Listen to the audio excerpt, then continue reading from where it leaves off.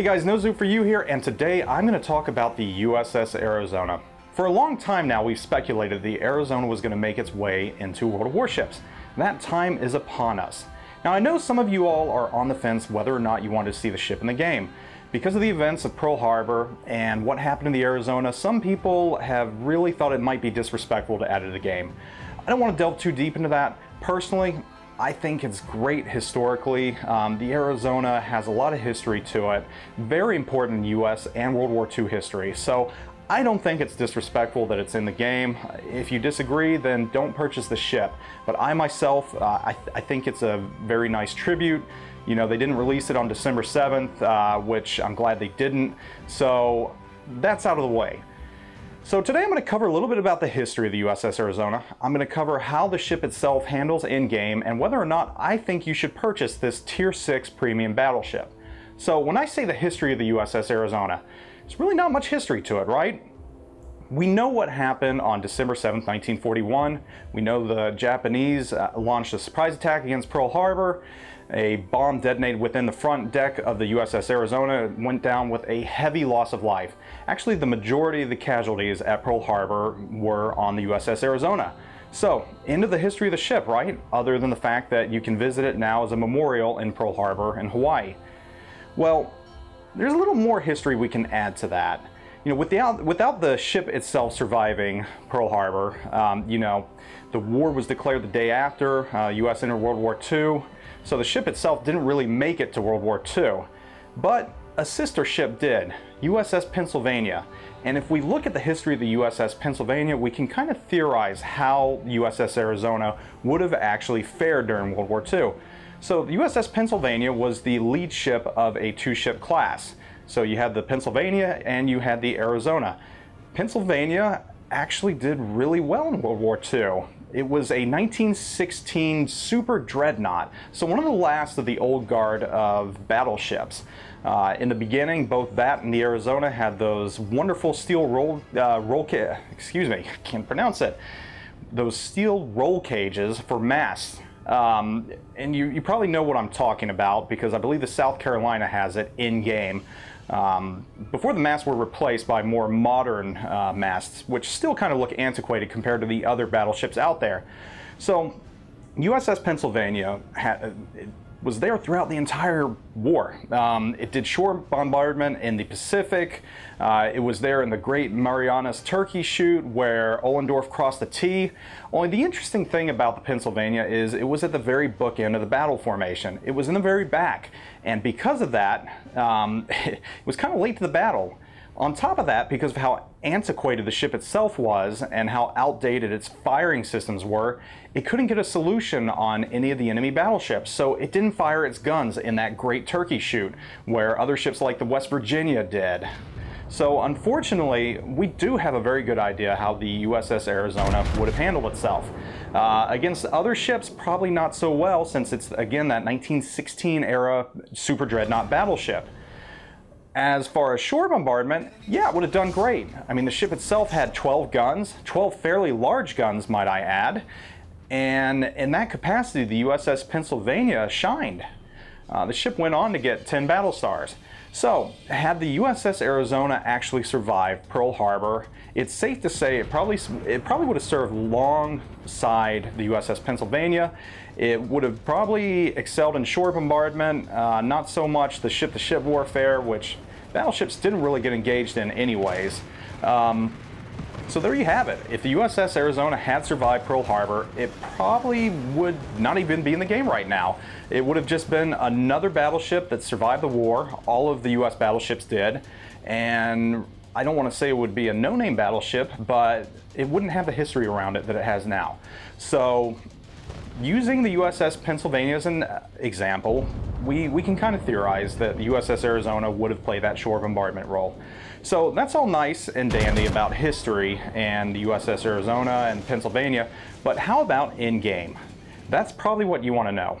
So I'm going to give you a 5,000 foot view of how I think the USS Arizona handles in game. I'll give you some pros, going to give you some cons. I'm not going to get too far into the weeds. If you want to get into the weeds and start nitpicking, I'm going to go ahead and tell you to go to www.shipcomrade.com, check his site out, and look up Little White Mouse, who posts there and on the World Warship forums. She puts out some great forums, some great articles on those forums. She really gets into the weeds. Any aspects of the ship you want to know, you can find in her reviews.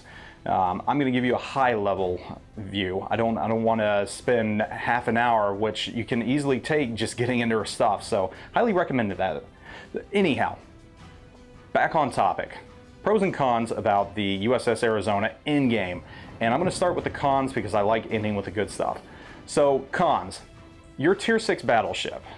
While in your own tier of 5 and 6, playing against those battleships and cruisers and destroyers, you're very much in your own element. However, as a Tier 6, you're going to get up-tiered a lot. You probably know this from playing the New Mexico. When you get up-tiered, that's where you're going to have issues. And it's not because you're going to get slaughtered by enemy battleships. It's because of other things like your speed. At 20.5 knots, which you're lucky if you can even touch, you're gonna get to the battle by the time it's over. You'll be lucky if you can even get into the battle. On top of your slow speed and issues getting to the actual battle, you've got very short range on your guns. 16 kilometers. Now, for a cruiser, that's not that bad. For a battleship, though, when you've got ships like the Nagato out there, or the Tirpitz, which I faced off against in my very first battle, you're in an extreme disadvantage. Because A, you can't get into range to hit them, they can hit you from range, and you're kind of left just spinning circles. You know, the rest of your team's going to go off. Like in my first round, North Carolina went off and destroyed the entire enemy. By the time I got there, I was just kind of lagging behind. So those are two huge cons for the ship. The third huge con is the fact that your anti-aircraft capabilities are not that great.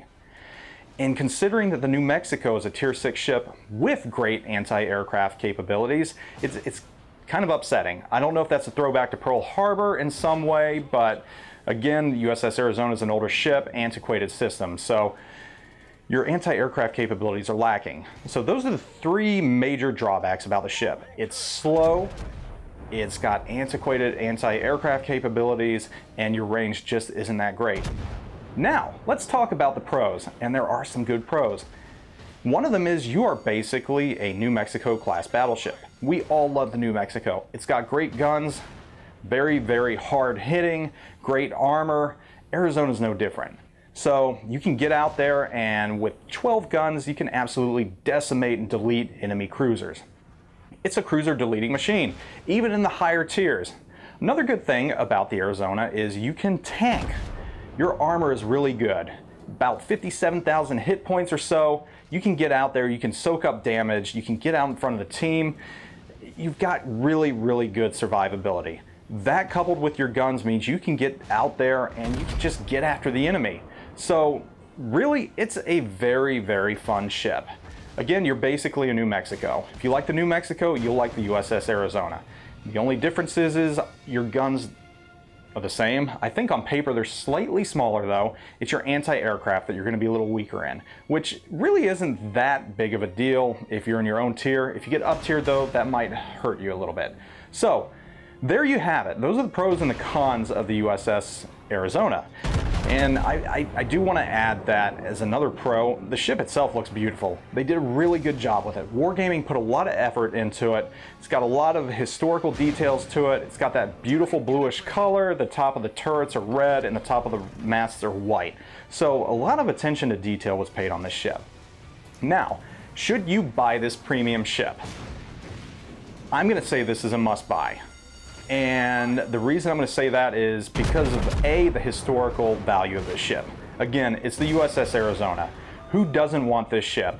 A lot of people have been yearning for this ship from day one, so you finally have a chance to get it. So on that, if you're a ship collector, if you love history, go for the Arizona. Now, putting that aside, it's just a very fun ship to play. Despite its speed and despite the range of the guns, it's a lot of fun to play just because you can soak up damage with your armor. You can just go into the thick of battle and have fun. Again, it's basically a New Mexico. And I find it's very hard to get citadeled with as long as you angle, of course. Against Congos, it does very well.